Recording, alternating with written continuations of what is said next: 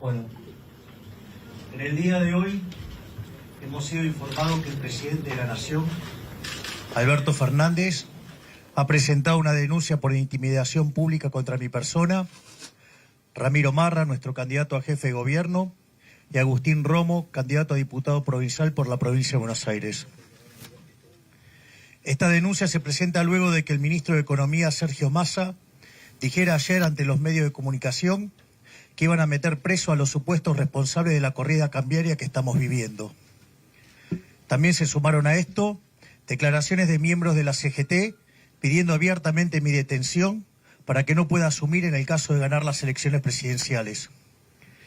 Este encadenamiento de hechos indican claramente que el kirchnerismo está intentando ensuciar el proceso electoral o incluso proscribir a la fuerza política más votada en las elecciones de agosto, porque saben que estamos a pocos puntos de ganar en octubre y terminar con su gobierno de delincuentes para siempre. No vamos a aceptar bajo ningún punto de vista que el gobierno pretenda desligarse de la responsabilidad que tiene en el descalabro económico que están ocasionando con las medidas que ellos mismos tomaron. Yo les pregunto, ¿acaso yo soy responsable del déficit fiscal? ¿Acaso soy responsable de la emisión monetaria? ¿Acaso soy responsable de la toma de deuda? ¿Acaso soy responsable de la esterilización con las LELIQs?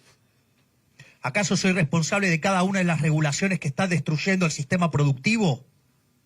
¿Acaso soy responsable del cepo? Nuestras declaraciones sobre la situación económica argentina son las mismas que venimos sosteniendo desde hace años. Y este modelo empobrecedor inexorablemente conduce a una hiperinflación. Y eso no tiene nada que ver con nosotros.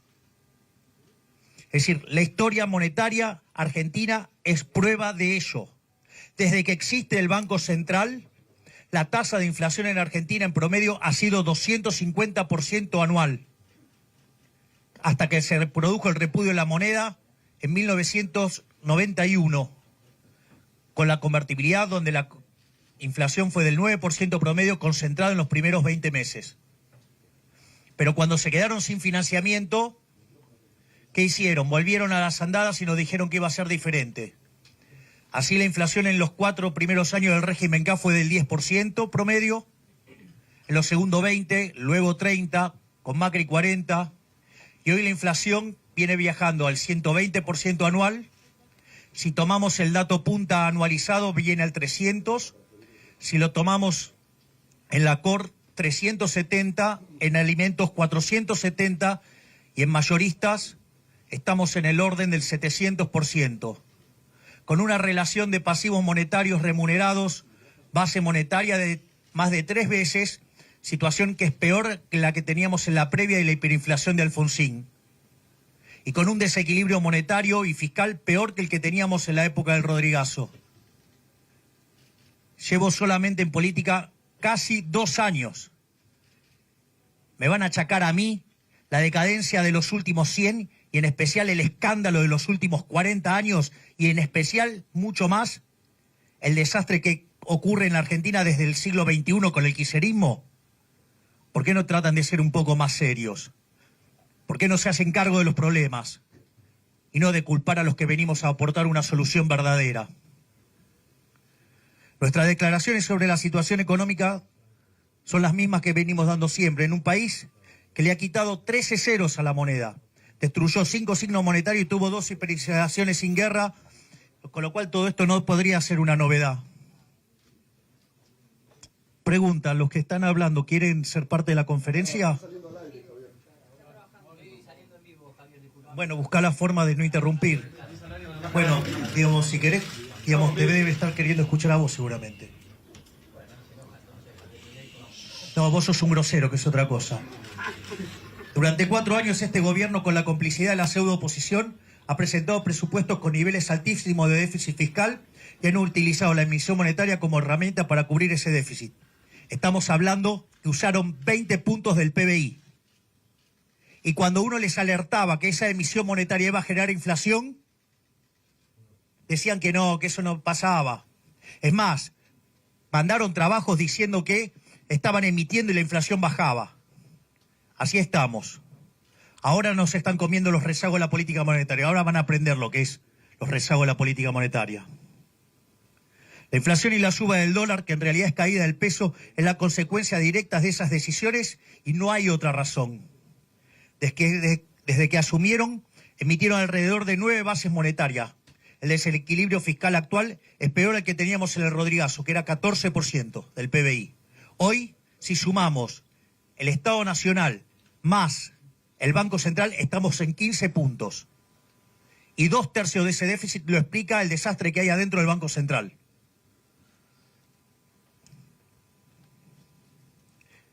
Obviamente que el desequilibrio monetario también es peor que el que teníamos previo a la hiperinflación y previo al Rodrigazo. En vez de tomar las medidas correspondientes, siguen tirando nafta al fuego. ¿Qué creían que iba a pasar con el plan Platita? Digamos, cada vez que hacen algo, aumentan el déficit fiscal. Yo estoy a favor de la baja de impuestos, pero también hay que bajar el gasto, que esa es la parte que siempre se olvidan los políticos. Y también hay mucha hipocresía, porque cuando el déficit aumenta, porque aumenta el gasto público, no ven una hiperinflación. Ahora cuando el déficit aumenta porque bajan impuestos, sí.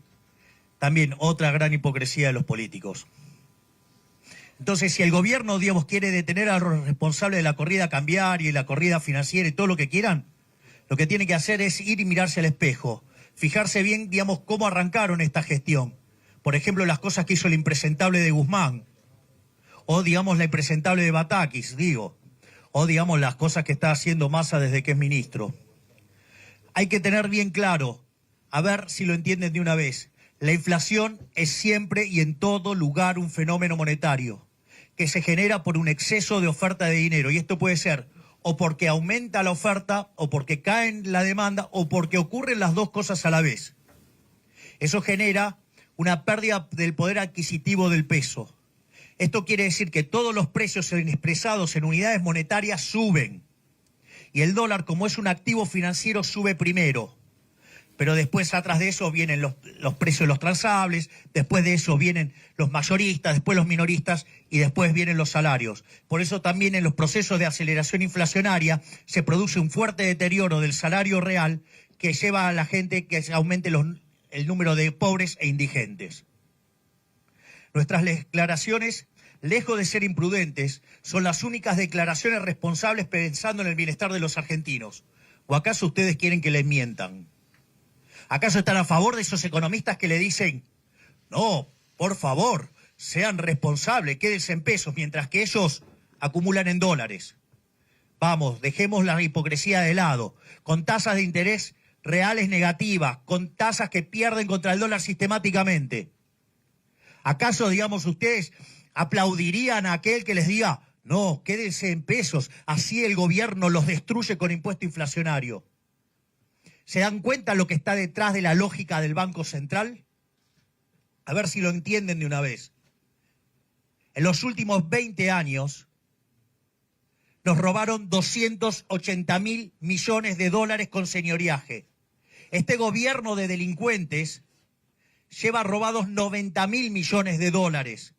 Y si lo toman en el dato anual último, estamos en 25.000 millones de dólares. La pregunta es, ¿por qué tenemos que entregarle a los políticos delincuentes 25.000 millones de dólares por año, donde pierden todos los argentinos de bien? O sea, ¿a quién acá está a favor del robo? ¿Y por qué que roben los políticos está bien? Para mí, robar está mal. Y los corruptos tienen que ir presos.